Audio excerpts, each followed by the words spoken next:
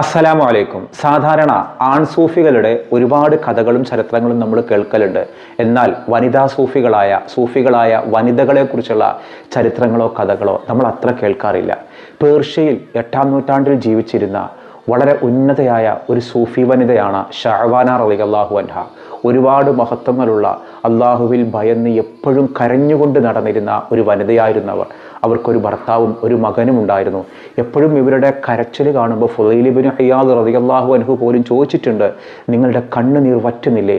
അതിന് ഷഅബാന റളിയല്ലാഹു അൻഹ എന്ന ആ സൂഫി വനിത പറഞ്ഞൊരു മറുപടി, ഈ കണ്ണുനീര് വറ്റി അവസാനം എൻ്റെ രക്തത്തുള്ളികൾ ഇറ്റി വീണ് ഈ ശരീരം മുഴുവൻ ഇല്ലാതാകുമ്പോഴും പടച്ച റബ്ബേ, നിന്നോടുള്ള കടപ്പാട് എനിക്ക് മറക്കാൻ കഴിയില്ല. ഇങ്ങനെ പടച്ച റബ്ബിനെക്കുറിച്ച് ഓർത്ത് കരഞ്ഞു ജീവിച്ചിരുന്ന ഒരു വനിതയായിരുന്നു ഷഅബാന റളിയല്ലാഹു അൻഹ.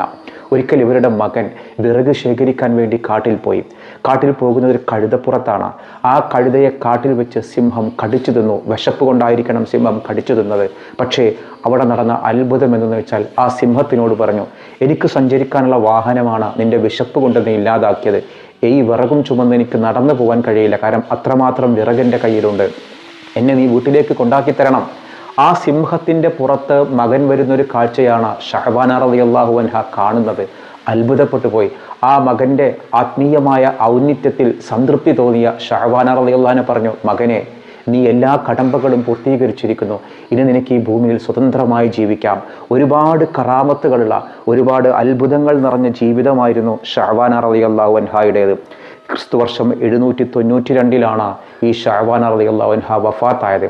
ഇതുപോലെയുള്ള സൂഫി വനിതകളുടെ ചരിത്രം ആദ്യമായിട്ട് കേൾക്കുന്നവരാണെങ്കിൽ ആ വിവരങ്ങളത് പങ്കുവെക്കണം. പരമാവധി നിങ്ങൾ ഈ വീഡിയോ ഷെയർ ചെയ്യുക. ഇതുപോലെയുള്ള മഹാന്മാരുടെ ജീവിതം മനസ്സിലാക്കാനും പഠിക്കാനും അള്ളാഹു നമുക്കെല്ലാം തൗഫീക്ക് നൽകട്ടെ.